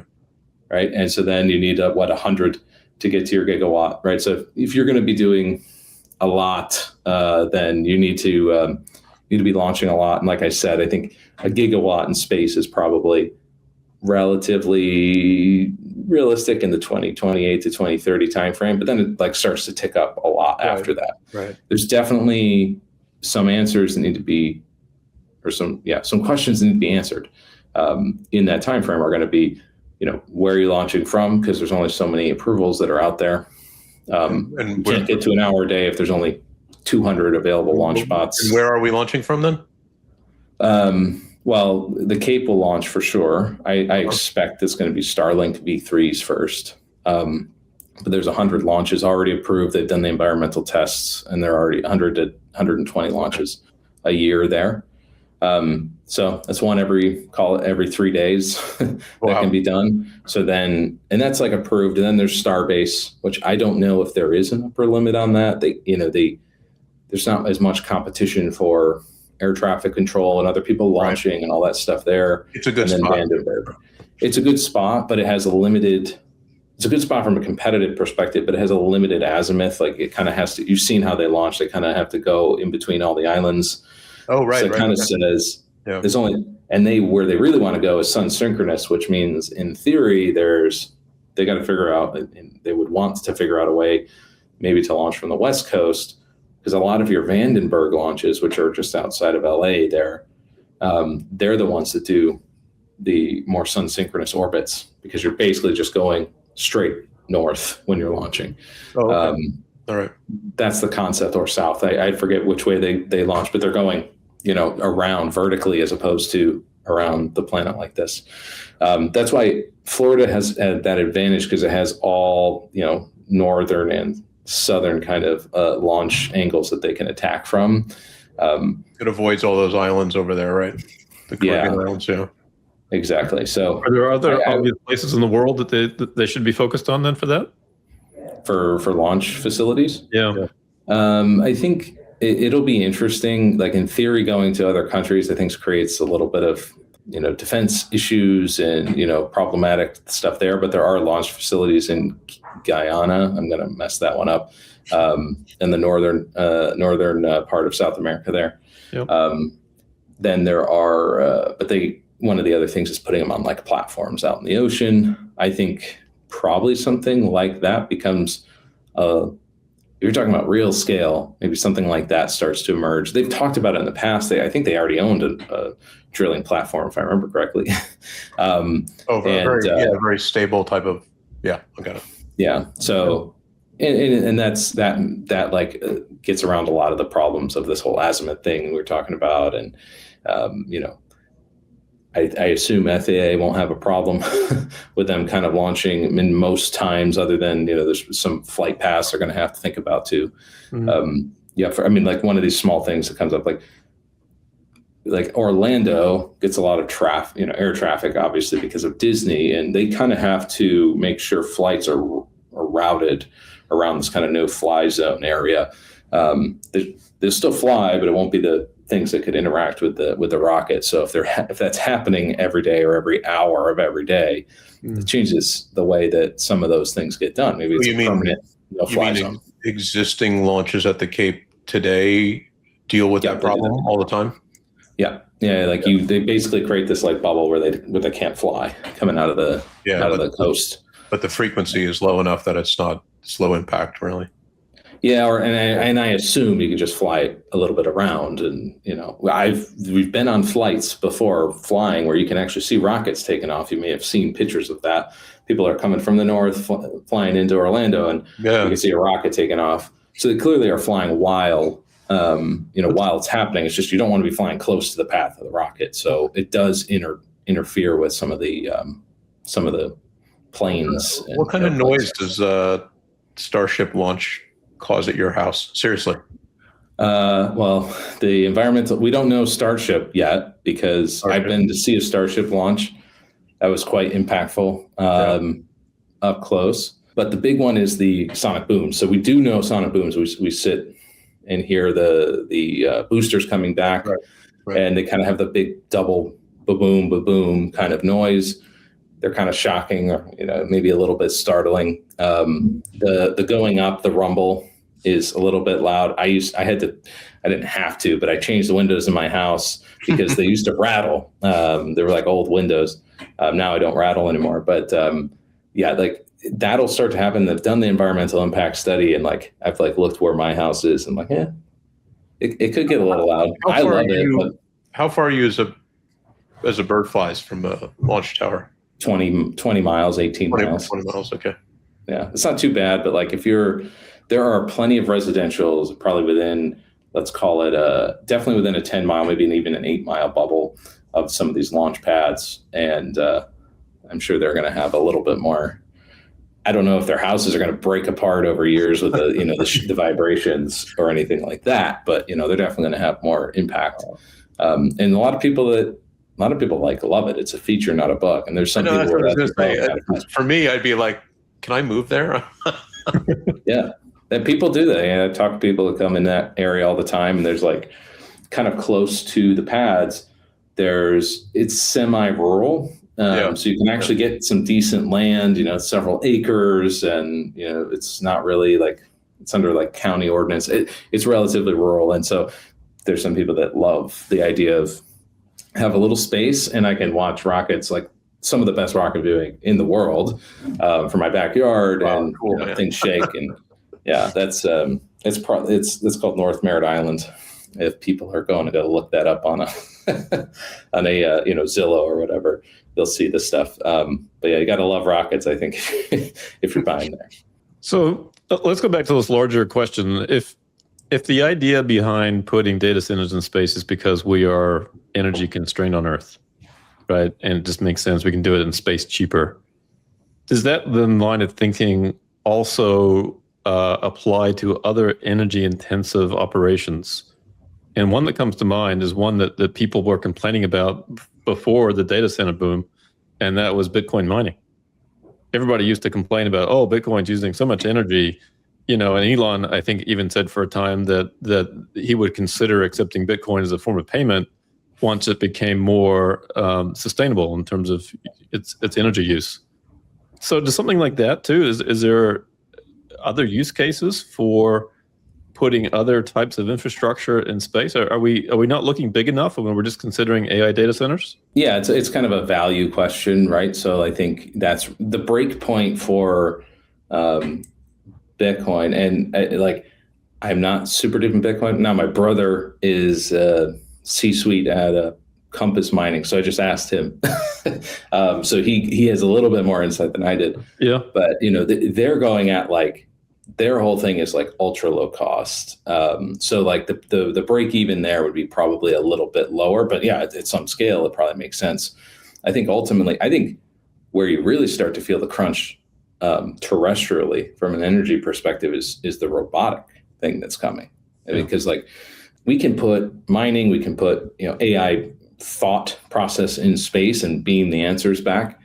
What you can't really do is put the power in space for a humanoid robot that it needs to like do work on the ground. And so I think that'll be the bigger one and the bigger constraint. Like net, you need more energy regardless. Like I think we just totally underestimate how much energy demand we're going to have as we move into like this intelligent mechanization of labor. And there's like the brain side, the actual physical, labor side. And I think it'll really start to evolve. There's some people thinking about putting like basically huge either solar panels or reflectors in space to like, bring straight energy back, whether that's in infrared or microwave, or sometimes just straight up reflecting sunlight down in the middle of the night. There's some of those people doing that. I think at some scale that if we try and like imagine Elon scale where it's like, really crazy future, maybe that starts to boil like the atmosphere at some level. So it probably favors like maybe on Earth at some point, at some limit, it would favor more dense energy applications like a nuclear or whatever. And then off planet, anything off planet all favors like solar because you're just got space. If you can improve efficiency of collection there. It brings up an interesting case. What you're really saying, Cern, is that what are the opportunities for compute that becomes more asynchronous to the human connection, right? Because you could go off and Bitcoin mine on Titan for all that matters, right? Because you don't need the thing produced but every couple days. So Aaron, when you talk about like, kind of talk to the audience about this a bit about when Elon talks about mass drivers on the moon, where is he assuming that those types of satellites, what are their orbits? I think this is kind of an assumption, so it's not like I'm being told this, but it seems to me like that's when it's crossed from like sun synchronous, like being close to Earth, where you want inference and time matters, to a little bit more of like longer term training style of use cases or some kind of delayed inference that people can handle tolerance. And that'd be more like, I would assume, high Earth, very elliptical orbits. That's my assumption there. Because if he's got the million all filled up, and maybe it even gets to 10 million in sun synchronous, right? Like at that point, we've started to get like really packed and pretty dense usage of these orbits. If you start getting away from that, then it's like, to your point, what are things that can have a little bit more of a delay? But things like high Earth orbit and Lagrange points are where these ultimately start to move towards. Lagrange points are points in space between kind of certain distances between Earth and the sun, where basically gravity, for lack of a better term, cancels out, and it kind of is easy for something to sit in these little Lagrange points. And so you could see super futuristic, large galactic brains being set up there as well. And those, again, they're defined points. So if you're talking about limited real estate, right, you think about it in that scale. I mean, these are really big. Oh, I see. Yeah. Really big scale, but Lagrange points are probably next. Yeah. But I mean, it is an interesting thing because we think about the reason we think about these things is in kind of Leo is all because of the latency to our requests, right? And if you think about compute as a deeper, more asynchronous task with respect to the requester, then all of a sudden it becomes viable to put compute wherever you want to put compute. Obviously, transmitting some version of a result somewhere is important, but if those tasks are long running, who cares? Yeah. I mean, I don't know how long it takes to mine a Bitcoin under a certain amount of compute, but you can imagine doing that pretty far away from Earth. Yeah, it's, if you're prompting Grok to give you the answer to life or something, it might take a couple days to calculate that. Is that 420 or 42? Yeah, 42 is the answer to life. But things like that, like super, yeah, that could be beamed out via laser, maybe like a little bit of a laser highway that gets beamed out to a Lagrange point that has a massive compute cluster that's way bigger than anything we'd ever want from like human inference level, Right. but that can do some real computing on things. I mean, there's certain things that, modeling even on Earth with like, fluid dynamics and stuff like that we don't even model that well in our in our AI models that we have today, because it's like so many variables. Maybe those things start to become quite easy into the future, and modeling things. This is why you start getting people thinking about the simulation. Okay, you can basically run whole world simulations in computers like this, and also probably where Elon starts to. This is an assumption on my end, but Elon's thinking something like, hey, he says things like money will be meaningless and we'll run out of things for AI to do for us. It'll start doing stuff for itself. We may be getting into that level of, do stuff for us. Go figure out how to do a hyperdrive and run all the numbers for me. But then after that, it's like, I don't know what else we want. If we can go anywhere and, we have effectively the resources to do anything we want. I don't even know what I would use a computer of that scale for. So I think that you start to, when you get to this time frame, I think that's when he's looking at this like crazy exponential, where it's even hard potentially for even him to imagine what Right. the use cases are at that scale. We'll see maybe in a few years, but it's definitely accelerating. We certainly found that there's no lack of demand for compute. So, like when you went back to your, outside wary case of not needing compute in space, I'm like, that's not a problem. That's like the only thing. Like I think you can have. I think it's maybe illogical to assume that's the case, but that's an argument to be made that AI compute in space makes no sense. Yeah. And there are ways you can get more efficient compute. If there's an upper limit that's closer than we think, you can get more efficient compute out of the same power and stuff like that to basically solve these cases. I think that's what people are saying. Hey, well, we'll just get better nuclear and better power sources, and also more improved power efficiency on chips and power density on chips. And so therefore, like we'll be able to stay ahead with those solutions. Well, we'll just want more is the ultimate case. And if you can't underwrite that, then right. I think this is not for you. It kind of reminds me of the old economics thing, right? Where you've got two islands, and one, harvest food, plants food, harvest food, and the other ones, they fish. Well, they can both harvest, plant and harvest and both fish. It makes sense for them to specialize. And so if we're limited on Earth to some degree by the amount of energy we can produce in a given time, then putting as much compute in space makes sense, because then you free up the energy on Earth for other things that you can't put in space. That's right. Yep. That's where I think this ends. I don't know if this is 10 years or 20 years or something, but denser energy production on space, like a fusion or this stuff like that, in theory makes sense, because you can put it into a really small package. You don't have to have it. You don't have to have the Earth plastered in solar panels, but you can put it into a really small package. You can keep density high, but you create more and more power ultimately to power robots or what have you. There is a limit to that. This is we're talking like in the limits here. But in space, like you're just going to get way, way, way more energy, even better than like what you can do with nuclear or fission or any of these other things. You're just going to get more of it in space, because the sun is it's basically space fusion, right? That's what it is. Sun's a massive fusion reactor, and you're basically putting little nodes to collect off the fusion reactor, and you have a lot of space. So it seems to me like it's basically most investment from a physics hardware perspective comes down to energy and mass. It's a good old E equals MC kind of squared equation. Are you collecting energy? How are you doing it? And are you moving mass? And how are you doing it? And all that. We should also too not forget that we're going to see advancements in like battery technology, not only being able to charge faster, but also putting more energy into a battery. Some have even theorized that you could develop a battery that never needs to be charged, that effectively it would last as long as, say 50 years for a certain application.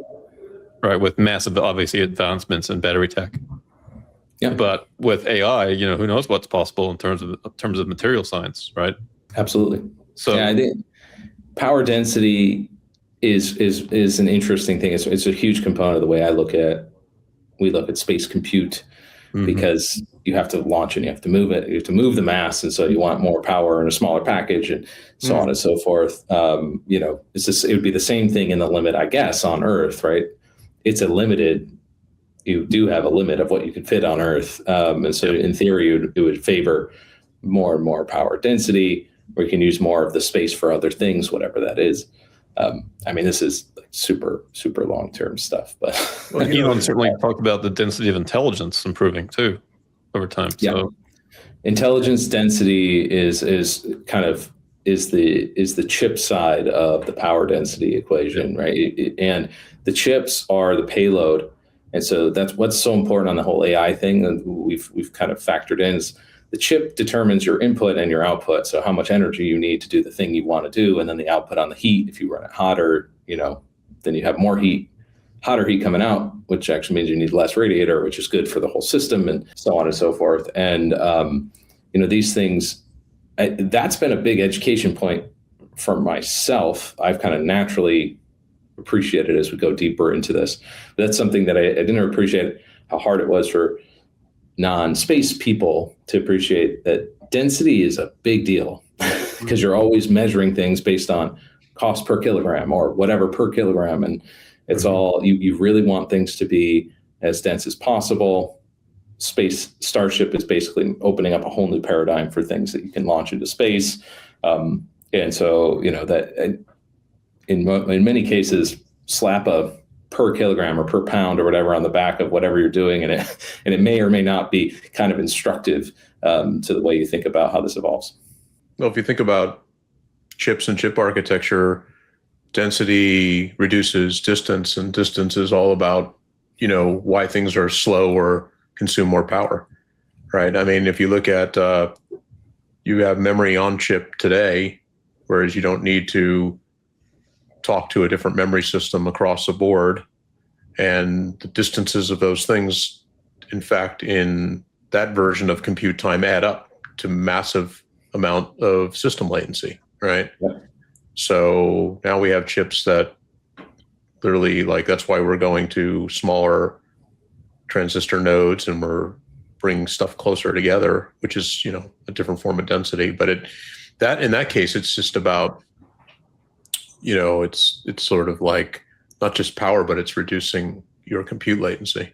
Yeah, we've been doing some initial research into the move away from von Neumann to more of a non-von Neumann architectures, which is basically deterministic versus probabilistic kind of computing things, and the move towards neuromorphic computing, which is the way your brain already works, where it never uses power until it hits a certain thing that it needs to be hit, and then the power turns on and everything happens. It's kind of like storage and memory in the thing. It's I think that's what we'll see. That's another trend that's clearly happening, the move towards a less von Neumann architecture, where everything needed to be calculated and stored very deterministically. It got operations really good, but at some point these architecture movements are happening. I think that's what he's seeing. He's probably using different language or probably a different approach. But he's seeing that movement away from these von Neumann architectures, and you're seeing things become a lot more power efficient, get more power, you get more intelligence. Density is one way of looking at it. That's a good point. Out of the same square foot or whatever it is. Right. Yeah. Square nanometer. Cool. Well, Aaron, I know that you have a place to be here shortly, so we really appreciate you joining us. Thank you for your time. Great discussion. I can't wait to have you back on again sometime soon. Yeah, love talking about space. I can go for much longer than most people want me to. So happy to jump back in and talk space, SpaceX, Starlink, AI sats, whatever. It's fun. It's going to be an interesting ride for SpaceX investors, and it sounds like SpaceX investors and Tesla investors may be on the same ride here pretty soon. I'm looking forward to it. Yeah, possibly. See you guys. Thank you, Aaron. Thank you. Bye-bye. Yeah, that's an interesting discussion, huh? Yeah. It's always good to look at things through different lenses. Yeah, I mean, a couple thoughts I had coming away from that is, I really did mean it when I said that it's awesome that SpaceX has this cash cow business called Starlink, because it will smooth out the rough edges of a lot of headline noise for the business, because nothing cures that than a good top line and bottom line reported every so often, right? So I mean, you can't escape that. It's like, oh, 5 rockets blew up, but yet they just doubled the number of subscribers. Who cares? So it's actually quite fortunate. I don't know if you want to say it was planned and give Elon all the credit for planning it out, but it's quite fortunate that that's the Starlink business emerged, because it would just be a mass to space business without that. And this has changed the dynamic. I think we could have asked Aaron, but I think the number is like it's about 90% of the revenue of SpaceX, Starlink. Yeah, I don't know. I did see some numbers on that. I don't recall what they were. I think it was a pretty decent chunk, and certainly the fastest growing part. Yeah. So if it's not 90 now, it probably is heading towards that pretty quickly. That's true. That's true. I mean, they are growing at 1 million subscribers a month, if I'm right. It's some pretty colossal number. Yeah, and I that obviously would probably accelerate as well. It's not a static 1 million a month type of thing. Yeah, and I mean, there's more to be had there, right? I think that V3 satellites are coming that gives much more bandwidth density, and so that will both translate into more users but more bandwidth. And then there's a point where that bandwidth possibly can overwhelm some of the terrestrial options, which really, really gives the consumer some choices that they didn't have before. I mean, I think a lot of people, when they think of Starlink, they're like, oh, I'd use that if I was in a rural area, even though I don't like Comcast. It's the proper thing for me because it's 3 times the bandwidth for the same price, which is roughly what it is in my area. But that dynamic could change very rapidly, and you won't see that with the terrestrial physical carriers like a Comcast, who just can't run more cable, so to speak, at some point. Their backhauls are great. They got plenty of dark fiber, but that's the last mile stuff that kills them. And as Aaron mentioned, it opens up the door for some interesting bundling opportunities. Think about a robotaxi network, and you've got a subscription service opportunity there. Yeah. Starlink is a subscription service. You've got potentially robots as a service, subscription service. You can bundle some of these things together. Oh yeah. Remember we talked about the fact that we thought possibly at some point robotaxi might go to like just a subscription model where you pay some monthly flat fee for a certain number of miles, and you stop paying by the minute, by the mile. That's an interesting thing. The other thing that's interesting is what you brought up about Bitcoin mining, and the reason that was interesting to me is that it points out that you can have, like today when we think about, to your point about compute specialization, right? What we know about Elon's desire to put this data center in space is that it's really principally for inference, and there's reasons for that, because when you're training a model, which the thing about training is while you do it somewhat infrequently at the version level, you are doing it constantly. So Colossus is a very busy bee right now, and I don't know what it's training, but it's training something. And when it's training the something, the effective idea here is that it has to operate as a single supercomputer, right? What people call a coherent cluster. And that puts certain demands on, you don't want to have a lot of communications between, like if you look at a lot of the work that's being done here is to reduce the latency for communication between the compute centers on the chips.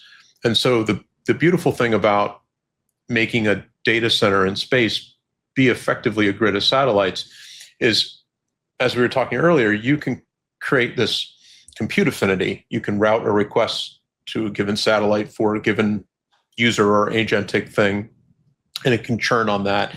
And it doesn't have to talk to another satellite. They're not operating together as a coherent cluster, right?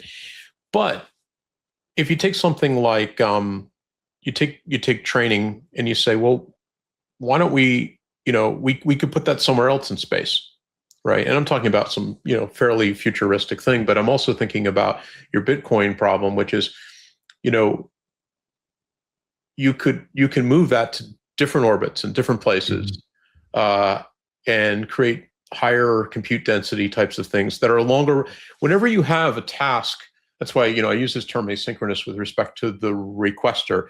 Whenever you have we're sort of used to that. We become used to that. Like when we use Google and we make a query, we just expect instant results, right? We just now the truth is there's a lot of compute occurring on the back end to in different compute nodes to pull together that result and deliver it to you.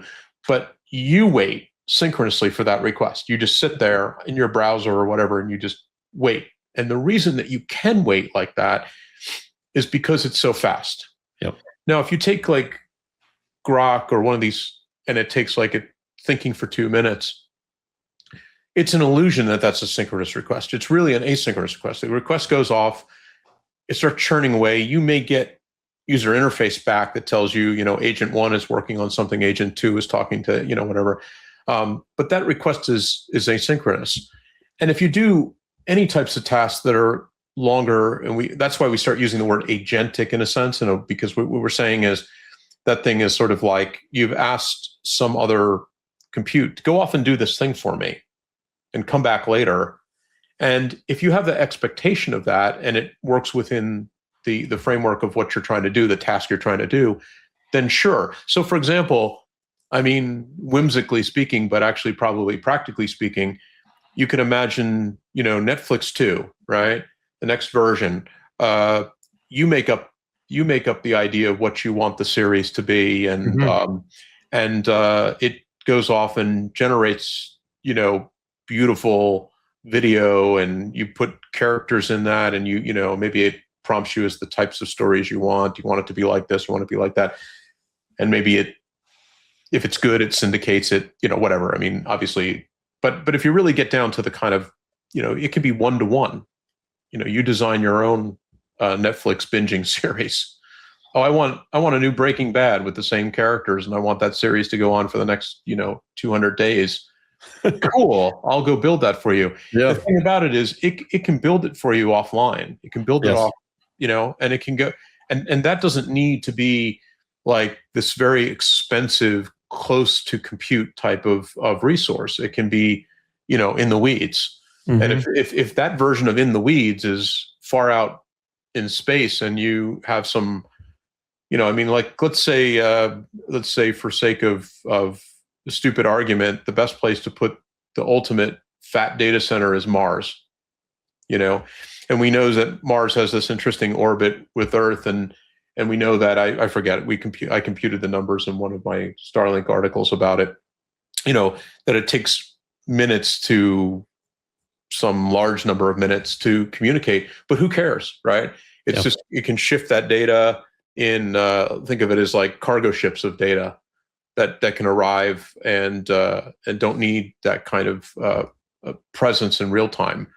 So then, it's an interesting question as to how do we shift these local domains? Like, what does a data center on Earth really do in the extreme? Mm-hmm. If we may find that we don't really want them on Earth, and we want, why we produce on it. If we become big, like there's an argument that says that data centers on Earth will go away because Earthbound compute might be just distributed inference in terms of our robots, because after all, Aaron brought this up, and we've talked about this a lot, which is, Optimus will be doing lots of compute, and it will be gathering energy from a distribution point that's not, it's not all centralized, so it evens the flow. The problem isn't as it cleans the grid in terms of its demand centers, and then it does compute, and it will do a ton of compute. And by the way, it will have to do most of that compute locally, because it will be about it's more of a real-time thing, right? But there are times when even Optimus could say, well, I'll move the data to you, you do the compute. And who knows where that can happen, right? Or Optimus sits on the couch with a cigar and thinks for a while. Yep. Well, that's distinctly possible. Yeah. I mean, there's the thing about when we see our planet invaded by Optimus, and that's coming, folks. I think, I really do. We say we have, let's say it's 100 million, let's say it's a billion. I don't know. Billion won't seem like a lot if you think about the distribution of that. And you have these units running around doing their stuff. They will operate as a network, and they will be sort of the entire compute fabric will be hard to determine where the compute is occurring. Things that require real time will be happening on the device right in front of you, using the power from the device right on. In other words, Optimus battery powering an AI5 or AI6 chip. But there's plenty of stuff that will happen, plenty of compute that'll happen off bot.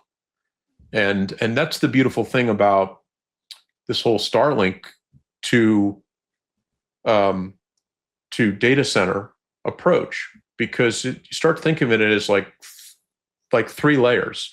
You have some compute here, you have this layer here for comm, and you have the next layer, I'm writing it logically above, for the next deeper layer of compute, right? And they're close enough because they're all sort of in this, these satellites are in this LEO framework, and that's why they're there. That's why they're not, why is a Starlink satellite 300 miles above your head? Because it allows you to have low enough latency to actually run this. You could be going over Starlink right now, and we could be having a perfectly reasonable conversation, but we couldn't do it on Mars, right? So what else was interesting about what Aaron said to you? Well, there's so much. I think, I've been so focused on Tesla all these years, and SpaceX has always just been kind of a passing interest. And of course, now things are coming into focus so much more clearly. And I'm really interested in personally digging more into SpaceX's financial opportunity, and even attempting to model that at some point. I think it becomes inevitable, Cern, because to me, like, we all see this. We see this. I mean, even Elon, maybe in some ways shocking to him. I think he even kind of reflected on that one day, that this convergence between these companies is happening to the point where they may likely be one company. It's super fascinating. Like, that's what got me going in the beginning of this episode, where I said the whole Terafab announcement was this like assault of SpaceX in the most fundamentally sensible, logical way. Like, it was laid out in front of me like, oh, now I get it. Yeah. And yet we talk about this endlessly. It's like, that was actually a pretty good way to connect those dots. And in a way that we're inescapably connected between these companies. It's clear. Like, it doesn't feel false, contrived, or invented, right? We're not connecting wishful thinking of any sort. It just makes sense. Yeah, it just makes sense. Each of them had their own specialties and parts, and they're really just divisional aspects of a larger thing. Let's speak to this for you real quick. I know a lot of Tesla investors expressed frustration that they've been waiting for Robotaxi, and then along came Optimus, and it's like, okay, does that push things out? And then now along comes Terafab, and they're looking at Tesla making these massive capital expenditures. And the concern is, well, then the rewards of Tesla's growth, even if Robotaxi takes off, is going to be negated in some way by the fact that they have to spend all this capital on building out this multi-billion-dollar terafab. When I think about it, I think about Amazon. And actually, you kind of want a company that's got endless reinvestment opportunities, because that only makes the future that much bigger. It reminds me of something that Jensen said. NVIDIA's got an endless, bank account right now, right? And they don't really know what to do with that money. Mm-hmm. And it's kind of ironic, because he was in this interview with Jim Cramer, the guy that's on CNBC, and Jim asked him a great question. He said, if AI for many businesses is this thing where people go, oh, now I can do more with less. It's like I can lay off people because I've got this productivity engine over here, compute intelligence engine over here. And Jim asked him a question: is why do companies not want to do more with more? And Jensen's answer was great and also ironic, as he said, because they lack imagination. And what's really interesting about it is, and then he said, I have a million things I want to do and we could do. And I'm thinking to myself, well, then why isn't he doing them? Because he's got piles of capital sitting around that I don't think he has put to use. And so to me, it was a bit of a false answer. Like, if he's got these millions of things he wants to do, why doesn't he go Elon big and start scaling his business into all these other places, right? This is also an issue that Elon's mentioned from time to time. People have talked about using the octavalve, for example, as the basis for a home, cooling system and all that kind of thing, right? And I remember Elon saying, "Well, we're limited by executive bandwidth." Yeah. Exactly. It's sort of what I was getting to. Is that there's this in the case of Jensen. While I would easily say he's 100 times smarter than me, he's not 100 times smarter than Elon. And because he, it's his bandwidth that's limited. Yeah. And it's a certain extent, we see the same thing with Elon. He comes into these focus points of business, and then he tends to work on the problems that are the limiting factor problems but yet he is inventing new stuff. And I think that's the anxiety you're talking about, roughly. Mm-hmm. Is it's like, I think there's a lot of people that say, well, just get down to it and solve that problem and get it done. So, I feel that sense of it. But to your point, I don't understand a company like Apple that's sitting on piles of cash. Like, either increase your dividend and give up, or put that money to use. I don't see why it just sits in a bank account, so to speak. Well, they've put it to use in the sense that they've been one of the biggest acquirers of their own stock. And Wall Street, for whatever reason, True. loves that. But I would prefer, as an investor, to have a company say, we have so many investment opportunities. Right. We can't fund them all, but here we're funding these 16 ones. And to me, that's what we see in Amazon. And it's definitely what we see in Tesla and SpaceX. Yeah, exactly. And the fact that Amazon has not really had much in the way of free cash flow doesn't bother me, because it tells me that they've got other opportunities that they want to recycle the profit that they earn, mostly from AWS, into other things to build an even bigger business. What's the point of a company husbanding cash if not given back to the shareholders in form of some dividend? What's the point of holding it? Like, what is the point of holding it? Rainy day. Some crisis, you need capital. Yeah. That's fair. We wouldn't completely penalize them for that. But like, if you look at the amount of money some of these companies like an Apple has, it's like, people say, oh, they spent $10 billion. This is, a couple of years ago on Project Titan, which was their car project. And oh my God, they wasted so much money. And I was thinking, no, I didn't feel that way. I felt at least they went for it. Yeah. Now you could criticize it in a different way about execution and some other issues about failure. And I can't even criticize it because I don't know what went on with that. I was only tangentially attached to it by hiring people at Rivian from the Project Titan. But to me, when people talked about like, well, I can't believe Apple wasted their money on that, I'm like, well, that's that's what you're supposed to do. I think you're supposed to go into good R&D and look for opportunities for greater return on capital. Mm-hmm. So, like, I mean, look, Elon's a pretty good capital allocator. We have to be Mm-hmm. honest with ourselves and anybody Yep. watching this. I mean, he's pretty good at. I mean, he's not. He doesn't throw money out over the transom. He's looking for where to put that money that's going to have high return. I think. I don't think anybody could completely argue with that.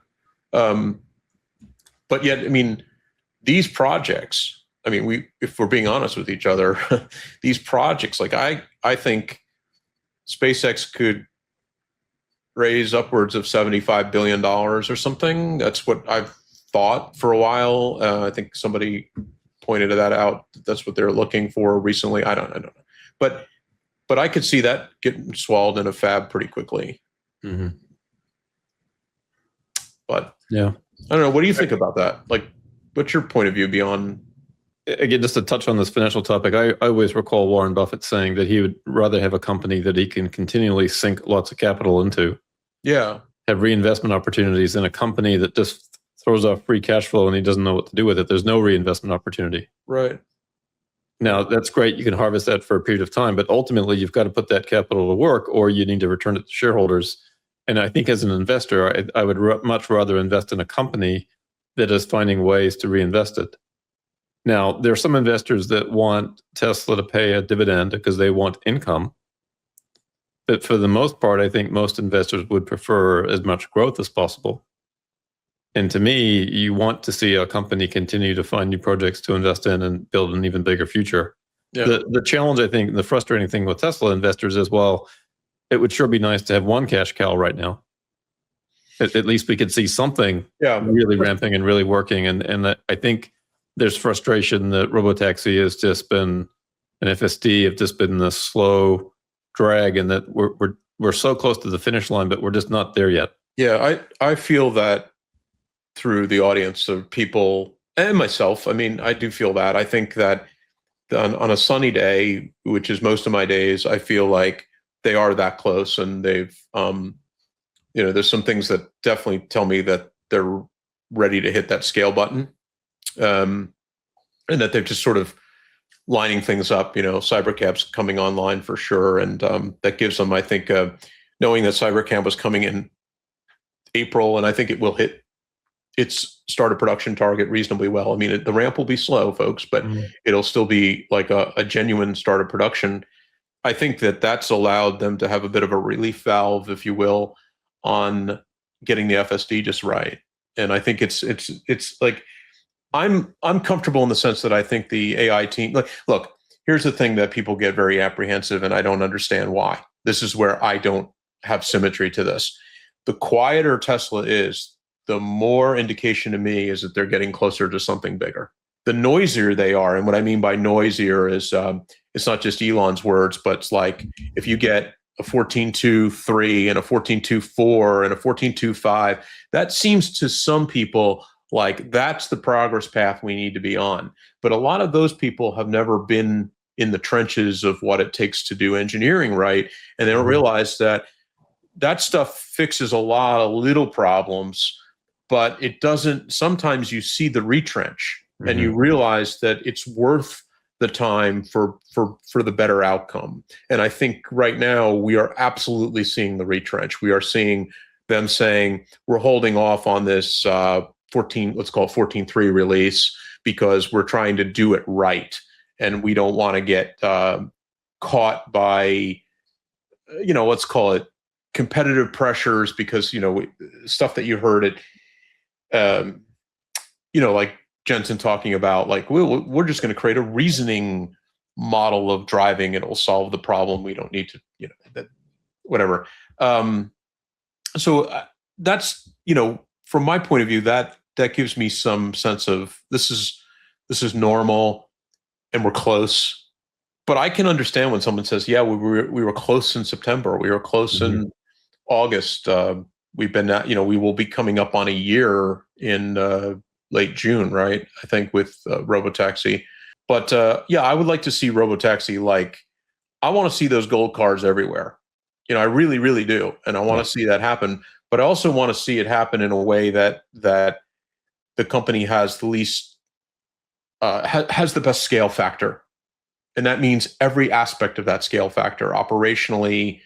For example, any single accident caused by the FSD slows the entire train down, right? If they can escape a single one of those through better work, a better model, another 2 weeks, whatever the dimension, whatever the knob is to turn here, that will save them so much on the back end.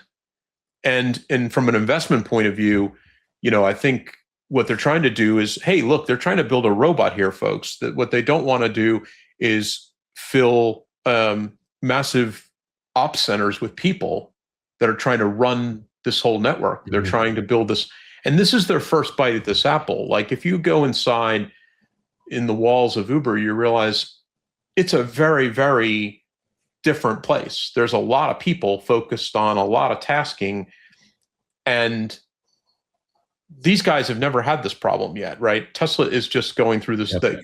You can build the perfect robot, but you got to surround it with an ecosystem. The other day I was in San Francisco and I had this problem where it wasn't my problem. It was a Uber passenger was hoping to get picked up on one side of the street and the Uber car wouldn't move.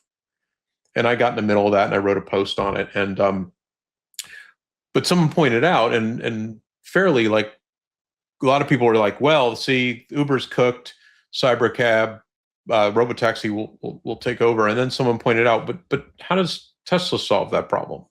Right. Well, you can talk to the car. Yeah. Well, I mean, ultimately that was an answer I gave, which is that, what they will be doing.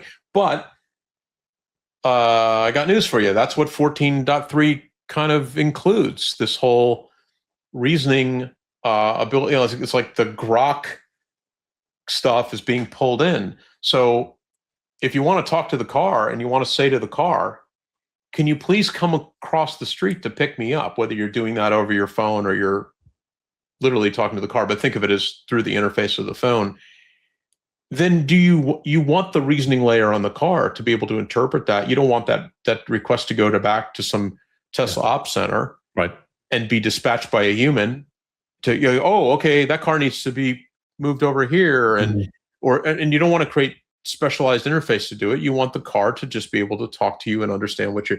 And so from an investor point of view, that's a scale component, right? That just taking the ops center away and letting the car reason with the rider is a dramatic improvement in your return on capital.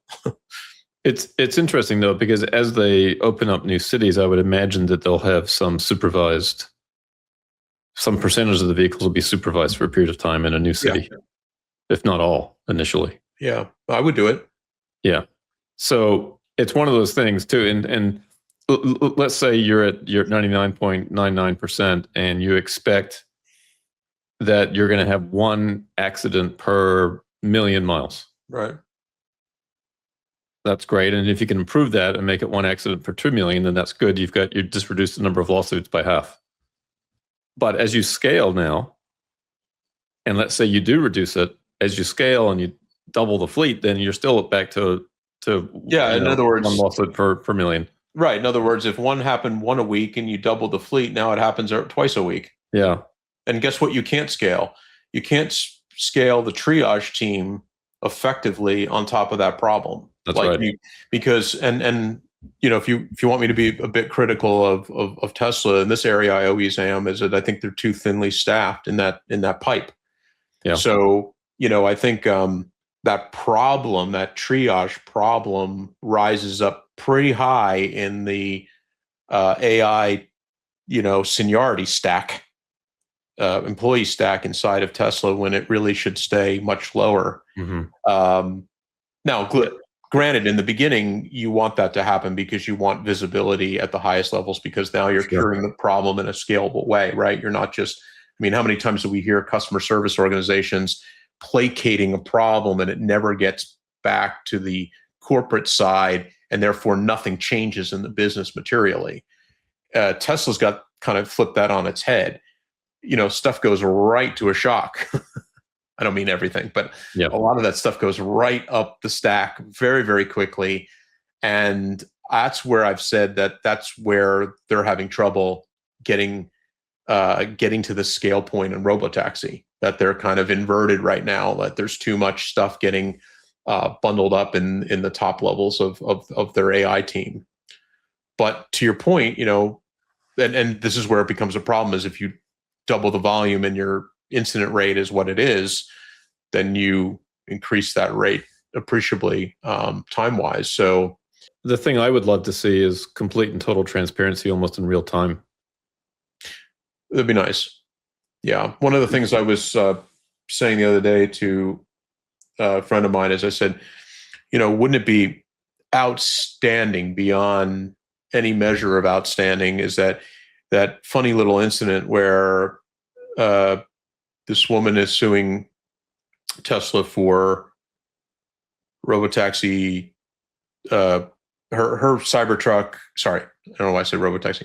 Her Cybertruck crashes into a barrier in Houston, and there's all this stuff, and I've talked about it endlessly. But wouldn't it be beautiful if Tesla, with its incredible data, I did a show with Randy on the data that they have on that incident. Mm-hmm. The data they have on that incident is like pretty much everything that's on the network wire has been captured from 2 minutes out to 2 minutes after that accident. Yeah. And wouldn't it be beautiful if they could just give us, like, within a day, a complete virtual reconstruction of that thing and say, it's not our fault, and let us show you exactly, let us replay the telemetry to you.